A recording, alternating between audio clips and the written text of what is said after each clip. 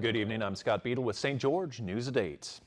Authorities are reminding everyone to buckle up after 3 men died Saturday when they were ejected from an SUV during a rollover. It happened just before noon Saturday on State Route 18. Witnesses say that SUV was traveling south when it started to drift to the left. That's when the driver, 21-year-old Michael James, overcorrected, rolling the vehicle multiple times. James and 2 of his passengers, 22-year-old Timothy Fossil and 26-year-old Jason Fossil, were thrown from the vehicle. None of them were wearing seatbelts. A 4th passenger who was wearing a seatbelt remained in his seat and received only minor injuries. James and Jason Fossil died at the scene. Timothy Fossil died at a hospital on Saturday night. A routine traffic stop leads authorities to find 50 pounds of meth beneath a trap door in a Las Vegas man's truck. 27-year-old Rudy Ramirez faces various drug charges, including possession of a controlled substance with intent to distribute and possession of a vehicle compartment for contraband. Ramirez was pulled over last Tuesday afternoon for a registration violation. A police dog indicated the presence of narcotics, which led to police discovering 40 bricks of meth hidden beneath trap doors underneath the driver and passenger seats. Ramirez was booked into the Washington County Purgatory Correctional Facility on a $20,000 bond. A high-speed chase ends with a woman arrested and a passerby caught part of it on camera. Saturday around 4 p.m., authorities were notified of a 24-year-old woman driving recklessly on Interstate 15 near milepost 51. Troopers initiated a pursuit around exit 33. At one point, authorities say she hit nearly 120 miles per hour. Troopers deployed spikes, but initially failed to stop the car. A second attempt at milepost 9 succeeded, and the woman crashed into the center concrete barrier. She then tried to run, but a canine unit stopped her, and she was then arrested. Charges are still pending, but officials say they believe drugs and alcohol were factors. A rapidly spreading brush fire along the Devil's Saddle threatened several homes in the area Saturday. St. George Fire was dispatched to the area of Shadow Point Drive. The flames appeared to have started on the southern end of the saddle and spread quickly northward as the wind picked up. Those winds initially complicated the situation, but later worked in the firefighters' favor when they blew the other direction, pushing the fire back on itself. The cause of the fire was still under investigation. Overnight lane closures on Interstate 15 over the Virgin River begin tonight. Traffic will be reduced to a single lane in both directions between the Dixie Drive and Brigham Road exits for 3 nights. The northbound and southbound lanes closest to the median will be closed tonight at 10 p.m. until 6 a.m. Tuesday, 10 p.m. Wednesday night to 6 a.m. Thursday morning, and finally at 10 p.m. Monday, May 8th to 6 a.m. Tuesday, May 9th. The portion of the Virgin River Trail that passes through the construction zone is also closed. Road crews are widening bridges over the Virgin River in order to create an auxiliary lane for merging and exiting traffic. Now to the bipartisan agreement on Capitol Hill. Congress is preventing a government shutdown with a new spending bill to keep the government funded through September. That $1 trillion bill does not include money for President Trump's proposed border wall. Janae Norman has the latest from Washington. Congress is on the same page about a $1 trillion spending bill, avoiding a shutdown and keeping the government funded through September.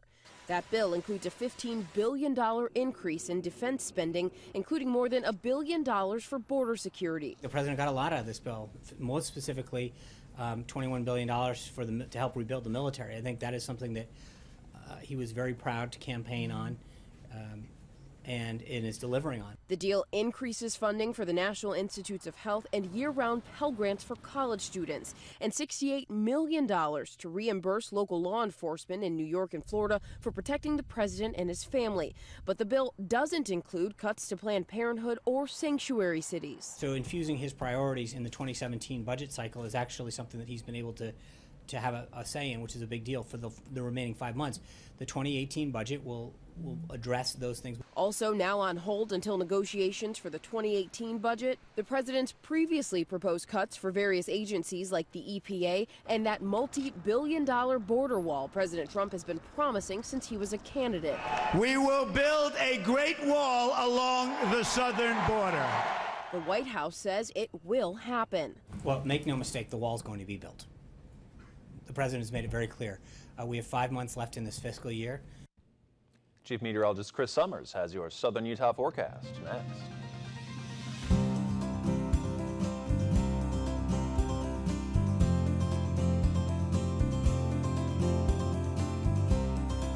The weather tonight is brought to you by Experimac. Experience Mac computers in a new way.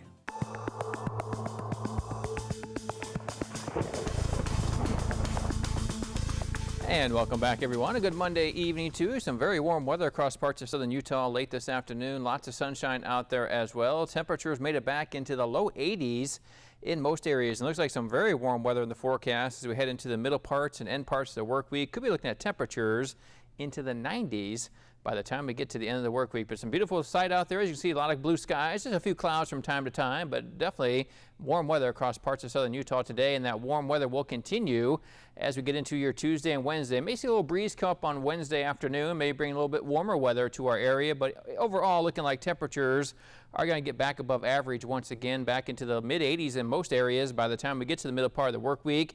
And then by the end of the work week, that's when we could see 90s in the area, especially seeing low 90s from St. George over to other parts of southern Utah. As you go up in the elevations, though, around Cedar City, may see temperatures in close to 80, though, by the time we get to the end of the work week. So anyway you look at it, just some very warm weather in the forecast here the next several days. Now, our surface map for the second day of May on our Tuesday, again showing that jet stream actually pushing further to our north and to our east. Behind that, then, we're going to see the warmer weather that's actually been building in parts of Arizona and southern parts of California. Even in parts of Nevada, too, eventually make its way into our area. That means warmer weather in the forecast for the rest of the work week. Looks like some beautiful weather, really, as we get through not only tomorrow, but really through the rest of the work week and in to that upcoming weekend. Another thing you're going to notice is a lot of dry weather out there, too. No rain chances expected here anytime soon. So around Cedar City on Tuesday, we start out near 40. 7 o'clock in the morning, mainly clear skies, up to 72 by the afternoon, but winds will pick up a little bit, north winds at 10 to 15 miles per hour. For southern Utah and St. George, again 57 to start out around 7 o'clock in the morning with mainly clear skies, otherwise mostly sunny skies. Looking for a high reaching 86 by the time we get to Tuesday afternoon, north-northwest winds at about 5 to 10 miles per hour. Here's a look at our high temperatures from today. Yeah, upper 60s to low 80s across parts of our area. Upper 60s from Cedar City, but 81 degrees Hurricane. 82 degrees the high today here in St. George, and we saw the mid to upper 80s down to our south. And again, that's some of that warmer weather that will get in here tomorrow, but also get in here by the end of the work week with highs in the 90s by the time we get to Thursday and Friday. But for tonight, 37 in Cedar City, with mainly clear skies. Everyone else in the mid 50s to upper 50s by tomorrow morning. 72 degrees the high temperature in Cedar City for tomorrow on our Tuesday. 86 degrees the high St. George. Could be as warm as 91 in Mesquite. And 85 degrees a high in Hurricane. Again, those northwest winds may be up to 10 to 15 miles per hour. 7-day forecast for Cedar City. Again, do see temperatures warming by Thursday and Friday into the low 80s, at least upper 70s Thursday, then low 80s by Friday. And then we do cool off a little bit by the end of the weekend into early next week, back into the 60s around Cedar City. Now, St. George and southern Utah, again, into the mid 80s next couple of days. And then the 90s arrive for Thursday and Friday, 92 degrees a high temperature as we head into our Thursday, 93 by Friday.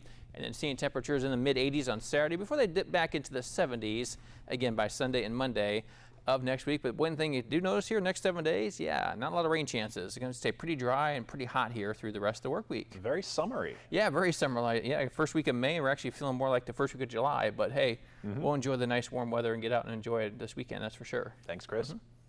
Well, the iPad giveaway has come to an end, and our lucky winner is Adam Shelsta. Adam, enjoy your new iPad courtesy of Experimac, where you can experience Mac computers in a whole new way. Well, you might want to see this next story before you make your next fast food run. We'll be right back.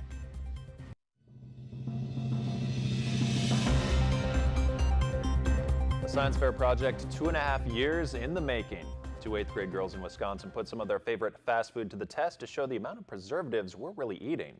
In 2014, they decided to buy cheeseburgers and French fries from 7 different fast food places near their home, stored them in open jars at a stable temperature.